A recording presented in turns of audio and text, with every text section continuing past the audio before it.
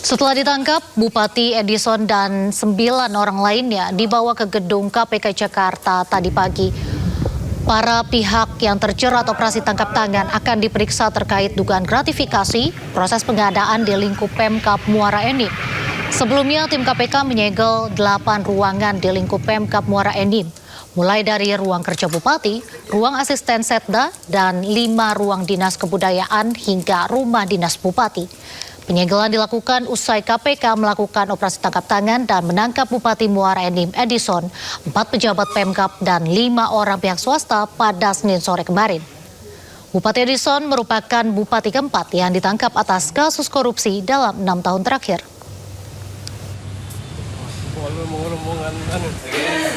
Sumatera Selatan berdasarkan kecukupan bukti permulaan yang sudah diperoleh dalam rangkaian peristiwa tertangkap tangan tersebut, kemudian diputuskan untuk naik ke tahap penyidikan.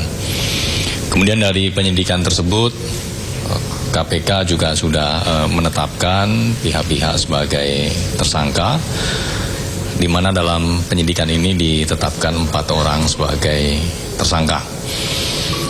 Kemudian dalam peristiwa tertangkap tangan ini, tim mengamankan 10 orang, 5 orang di wilayah Jakarta dan 5 orang di wilayah Sumatera Selatan. Selain itu, tim juga mengamankan barang bukti, diantaranya uang dalam bentuk tunai. Kita beralih ke kasus lainnya. Sidang lanjutan dugaan korupsi Chromebook dengan terdakwa Nadiem Makarim kembali digelar di Pengadilan Negeri Tipikor Jakarta. Agenda sidang kali ini mendengarkan respon replik JPU terhadap pembelaan atau pledoi Nadiem. Sidang dugaan korupsi Chromebook yang melibatkan mantan Mendikbudristek Nadiem Makarim digelar di Pengadilan Negeri Tipikor Jakarta. Sidang beragendakan replik atau jawaban penuntut umum atas pembelaan terdakwa, diantaranya terkait audit BPKP dan juga angka kerugian negara. Saat pembacaan pembelaan atau pledoi, Nadiem berharap persidangan ini akan membongkar cara praktik penuntutan yang tidak sesuai dengan hukum. Isoma sampai jam 1 terusan. Atas dalil ketidakabsahan audit BPKP dan penghitungan kerugian negara, bahwa penasihat hukum mendalilkan BPKP tidak berwenang menetapkan kerugian negara. Laporan hasil audit BPKP tidak memiliki predikasi, menggunakan metode rekalkulasi yang tidak baku, dan terjadi penghitungan ganda, double counting atas Chrome Device Management. Bahwa terhadap dalil tersebut penuntut umum menanggapinya, yaitu BPKP selaku aparat pengawas keuangan dan pembangunan tetap berwenang melakukan audit penghitungan kerugian keuangan negara, dan hasil perhitungannya tetap dapat dijadikan dasar untuk menentukan ada tidaknya kerugian keuangan negara oleh aparat penegak hukum, dan majelis hakim dalam putusannya berdasarkan Perpres 192 tahun 2014, PP 60 tahun 2008, Putusan Mahkamah Konstitusi nomor 142 tahun 2024, Putusan Mahkamah Konstitusi nomor 25 tahun 2016, dan Putusan Mahkamah Konstitusi nomor 31 tahun 2012, serta SEMA nomor 4 tahun 2016, dan SEMA nomor 2 tahun 2024. Bahwa terkait dengan kewenangan BPKP dalam melakukan perhitungan kerugian keuangan negara dalam perkara akuo maupun dalil nota pembelaan, pledoi yang menuduh double counting dan dalih harga wajar bertentangan dengan e-katalog telah terjawab secara lengkap dalam uraian fakta hukum surat tuntutan,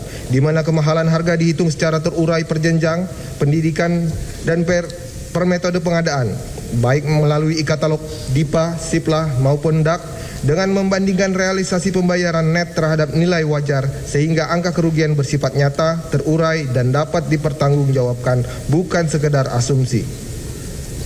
Dalil nota pembelaan tersebut juga telah secara nyata dipertimbangkan majelis hakim pada persidangan terdakwa lainnya, yaitu Ibrahim Arif, Sri Wahyuningsih, dan Mulyatsa. Dan di kasus saya sangat unik, semua empat unsur daripada korupsinya itu tidak terbukti. Jadi ya harapan besar saya insya Allah akan ada keputusan bebas murni. Memang saya tidak melihat bagaimana cara atau mekanisme di mana saya bisa bersalah kalau keempat unsurnya, karena tidak ada unsur kerugian negara, tidak ada unsur memperkaya orang lain, apalagi memperkaya diri sendiri, tidak ada mens rea atau niat jahat, justru kebalikannya, banyak sekali bukti niat baik yang dilakukan saya dan tim saya, dan tentunya tidak ada unsur perlawanan hukum sama sekali. Pemirsa, mari kita pantau situasi terkini di Pengadilan Negeri Tipikor Jakarta. Kita sudah terhubung dengan rekan Indra Setiabudi di sana. Selamat sore Indra, bagaimana perkembangan hasil sidang replik Nadiem? Baik, selamat sore Nadia dan juga pemirsa. Dapat kami informasikan update terkait dugaan kasus korupsi terkait Chromebook atas mantan Menteri Mendikbudristek Nadiem Makarim. Ini berlanjut pada hari ini adalah sidang replik, di mana memang untuk terkait sidang kali ini menjawab daripada pledoi yang sebelumnya sudah diserahkan ataupun disidangkan pada 2 Juni lalu. Adapun memang untuk terkait pledoi ini sudah dilakukan dan juga penolakan daripada hasil replik pada hari ini telah terjadi, dan memang untuk terkait daripada isi daripada replik tersendiri, ini adalah jaksa menolak pledoi daripada terdakwa Nadiem karena dinilai memutar balikan fakta, dan memang untuk terkait bukti-bukti ini ada menyampaikan hanya sepotong-potong saja agar tidak terlihat ada Nadiem melakukan tindak pidana korupsi. Yang memang ini menjadi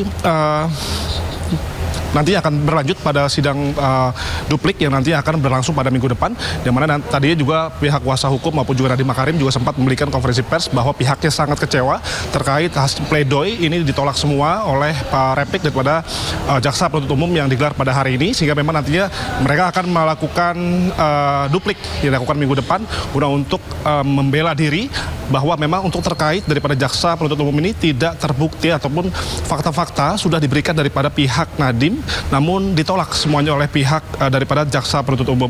Dan selain itu juga bahwa memang untuk terkait kasus ini kalau menurut Nadiem dan kuasa hukum bahwa memang untuk terkait dakwaan ini selalu berbeda-beda, Nadia, dari awal daripada kegunaan Chromebook yang dinilai tidak efektif dan juga hingga terjadinya atau dugaan markup terkait pembelian Chromebook yang dinilai merugikan negara triliunan rupiah.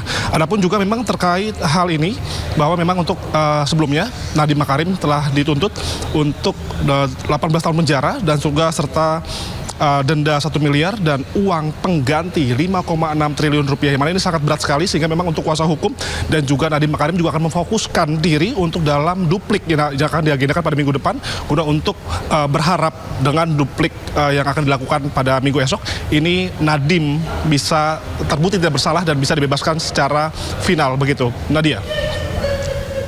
Baik, berarti kita tunggu informasi selanjutnya pada sidang duplik minggu depan. Terima kasih Indra Setia melaporkan langsung dari Pengadilan Negeri Tipikor Jakarta. Jaga keselamatan dan kesehatan Anda.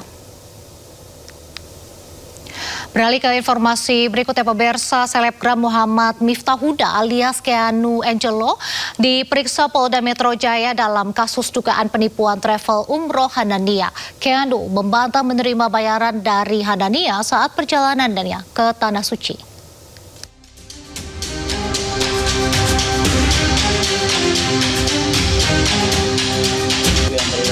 Penyidik Polda Metro Jaya memeriksa selebgram Muhammad Miftah Huda alias Keanu Angelo dalam kasus dugaan penipuan jemaah umroh travel Hanania Group. Keanu dicecar 25 pertanyaan oleh penyidik seputar perkenalan awal hingga kontrak kerjasama. Keanu membantah menerima bayaran dan mengaku kerjasama antara dirinya dan pihak Hanania hanya sebatas barter promosi dengan fasilitas perjalanan umroh. Aku jelasin di dalam bahwa aku dalam kerjasama sama Hanania tuh aku nggak menerima uang endorsement sama sekali. Aku tuh kerjasamanya barter. Jadi mereka berangkatkan aku promoin testimoni aku, pengalaman aku selama di sana. Dari tadi ngomongnya muter-muter aja. Sebelumnya, bos travel umroh Hanania Ahmad Syah Farhan sudah ditetapkan sebagai tersangka oleh polisi. Ahmad Syah Farhan diduga melakukan penipuan dan